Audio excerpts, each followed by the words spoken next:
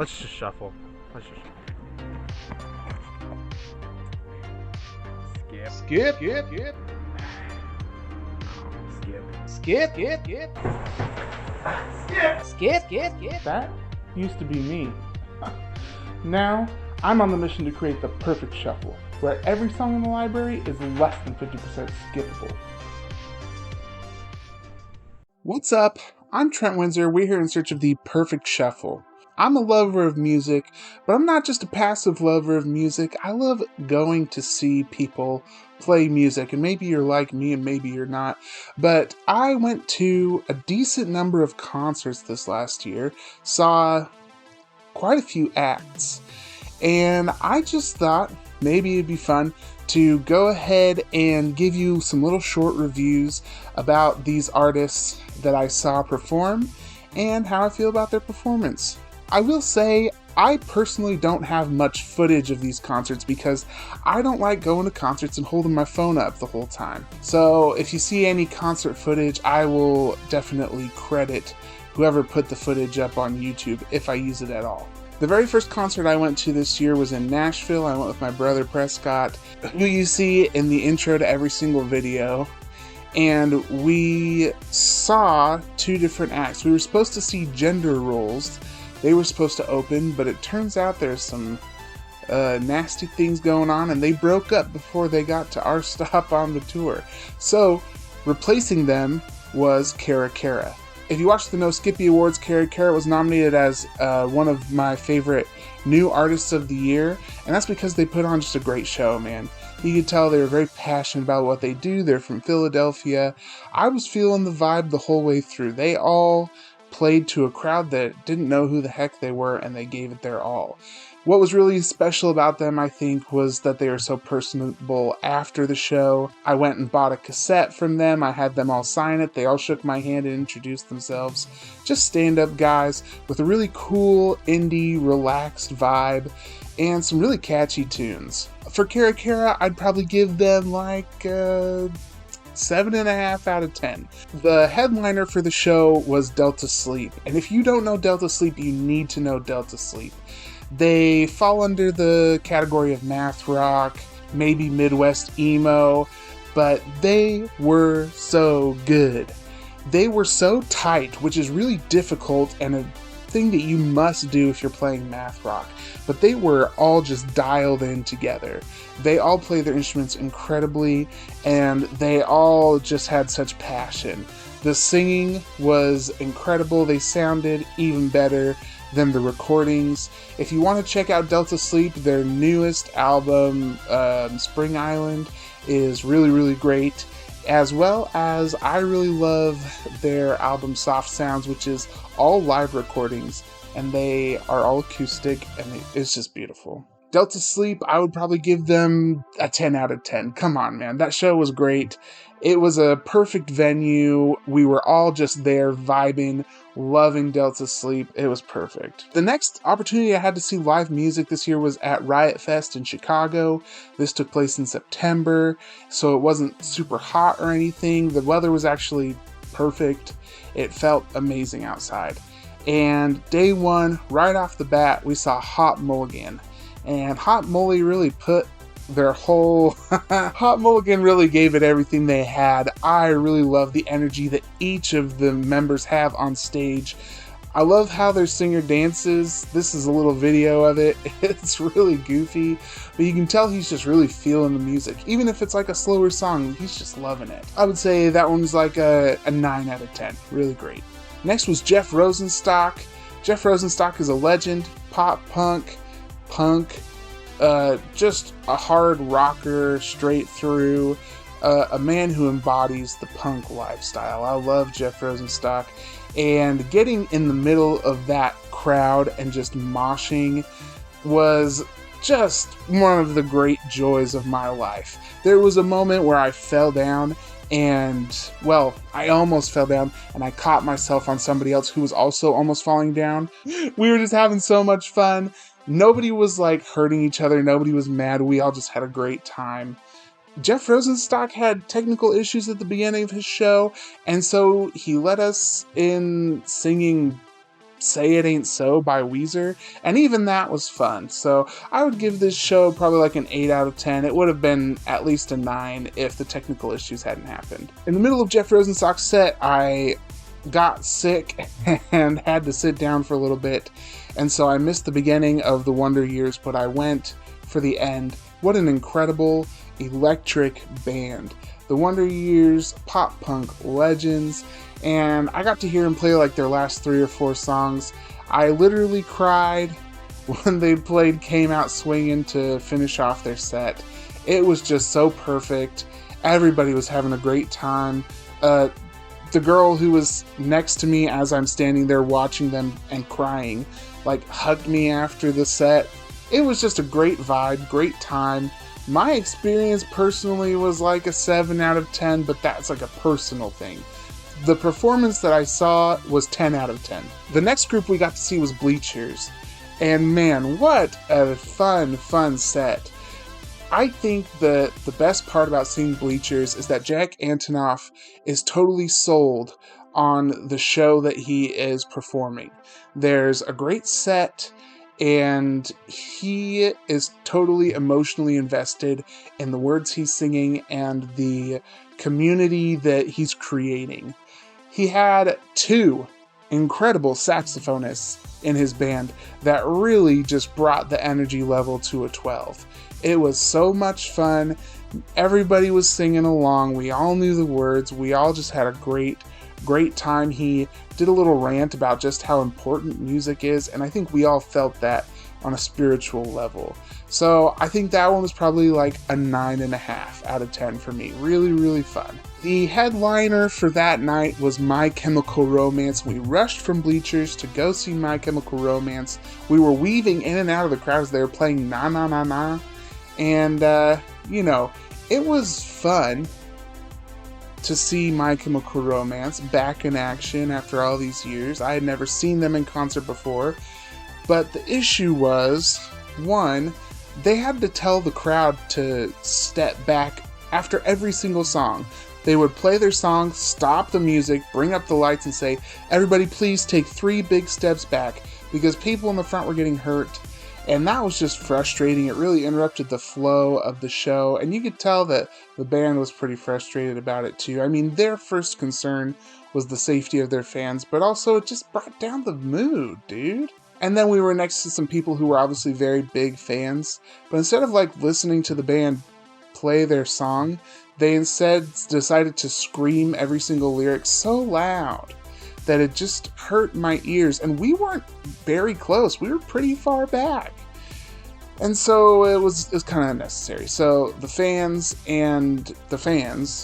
also the fans ruined that show for me, to be honest. I would have had a lot more fun if it wasn't in a festival setting.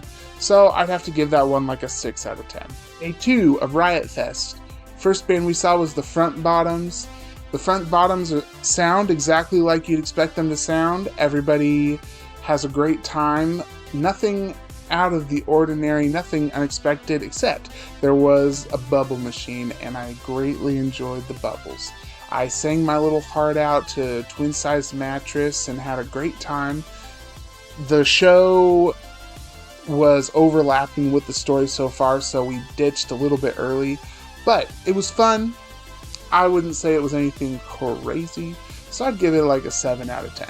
At this point, we were so exhausted. We were super duper tired, and so we went over to the story so far. I watched them, like with my eyes, watched them play one song, and then I sat on the ground because I was so tired. But let me tell you, they sounded great. Sounded amazing. Maybe it's just my personal experience. I would have to say it's a 7 out of 10. Maybe if I watched them play, it would be better, but just hazarding a guess based on what I saw, I don't think it would necessarily be higher. It's not like they were doing anything crazy on stage. They were having a good time. They were vibing, but nothing out of the ordinary. So 7 out of 10. The next show that we saw was, as we were waiting for the headliner, we got to catch the end of Gogol Bordello's set. And Gogol Bordello put on an absolute killer show. These guys are insane. We've got drums, we've got horns, we've got all manner of instruments. Their singer is so charismatic and electric and energetic. He just kicks off the party and does not let it stop. They were crowd surfing. 2 of them were crowd surfing on top of a gigantic drum and holding on to each other, singing. They sang the chorus of these songs over and over again, and everyone was singing along. They really rocked the crowd participation. Of every single band that I saw at Riot Fest, I've got to say that Gogol Bordello put on the best show. They absolutely murdered it. I would have to give them a 10 out of 10. The headliner for the second and final night that we went to Riot Fest was the original lineup of the Misfits. The Misfits obviously are legends of punk rock, and so it was really cool to see them do their thing. Freaking Doyle is still just absolutely shredded. I mean, pretty much every member of the band is still in really great shape for their age, except for Glenn Danzig. He's just a little roly-poly up there. But they all were having a great time. You could tell that they love playing the music that they've got. And, they also love putting on a show. They're all wearing these crazy outfits, the wild capes and the insane instruments. They've got a big, huge pumpkin on stage and the smoke and the lights. They do it all. Every single Misfits song sounds just about the same. I'm not gonna lie, I love their song, their one song that they play variations on, just in the same way that I love Taco Bell and their entire menu. But we did not stay to hear all however many versions of the one song they play. We just we stayed for 6 or 7 songs and then hit the road because our feet were so tired. And we had to drive 2 hours back home from Chicago that night. So, Misfits, really great show. I'll give them a 9 out of 10. For old guys, they're still rocking. Next concert I went to happened in November. It was in Atlanta. The opener was a smaller artist named OG. She is soul, R&B. She had a good voice. I think she went a little too hard on the runs. She really wanted to show off her stuff, which, you know what? How can I blame her? She only had like 6 or 7 songs in her entire discography up to that point. So, it was alright. It definitely did not bring the energy. It brought the energy down, honestly. It really mellowed us out. She had us doing breathing exercises. It doesn't seem like that's what you want from an opener, but she did her thing. She sounded good, but her songs didn't necessarily stick with me, so I'm gonna have to give it like a 5 out of 10. And the band that she opened for was Paramore. Paramore is one of my favorite bands. They've probably got to be my favorite band that's still making music.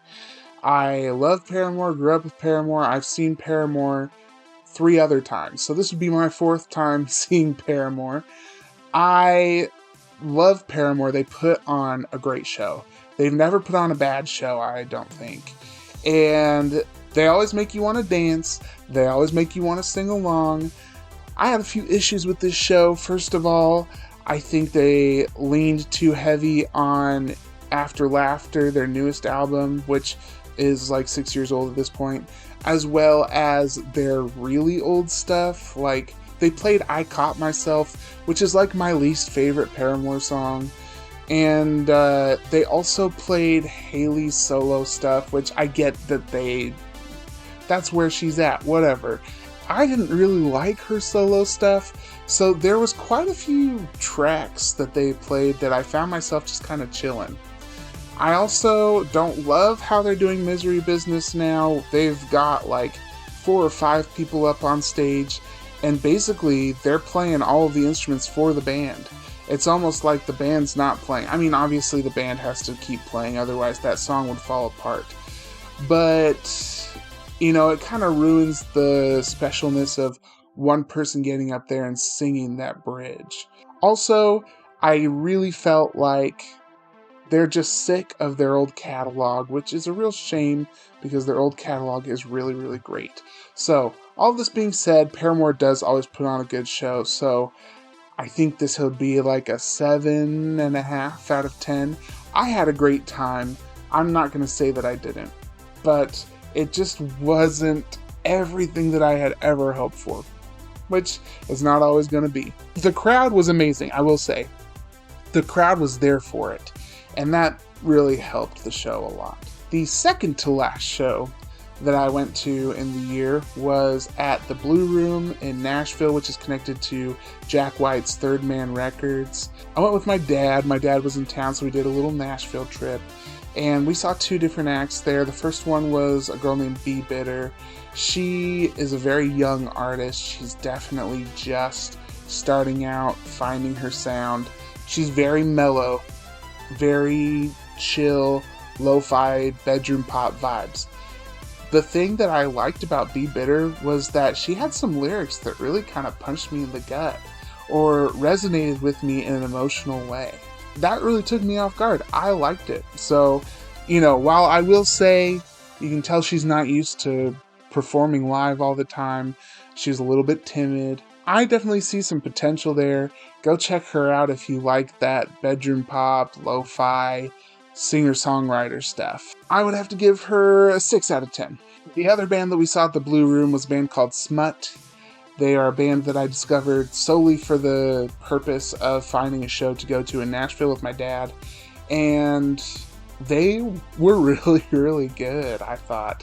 They kind of fit that same bill where it's indie, kind of lo-fi. They've got a female vocalist, and they sounded really good, man. They just put out a new album that I've really been enjoying, and the singer was sick and she still sounded good.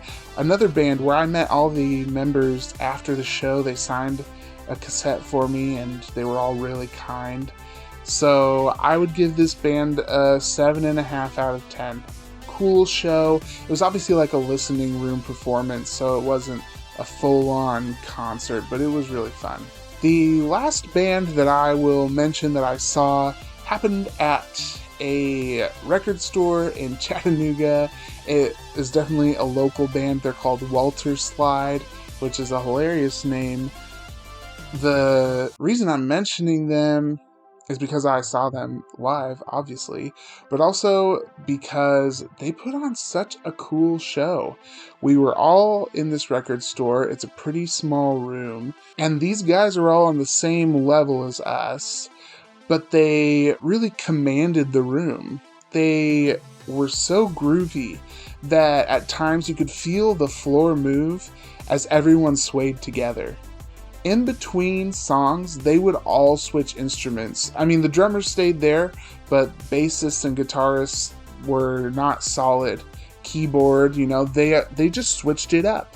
And all 3 of the guys up front playing guitar or bass or keyboard or whatever, basically not the drummer, the 3 guys up front all sang. And so there were some really great harmonies, and I think they're pretty groovy, man. So they have a single out now if you want to check it out. It's called Lot on Your Mind, I think, or maybe just On Your Mind, but they definitely have more coming out, and I'm excited to see what they put out. I hope you enjoyed this little recap, and maybe you've discovered a new artist or gotten a new perspective. If you like what I'm doing here, go ahead and like this video, subscribe to my channel, turn on notifications, let me know what you think about any of the bands I talked about, let me know what shows you saw this year. I'm Trent Windsor, and this is The Perfect Shuffle.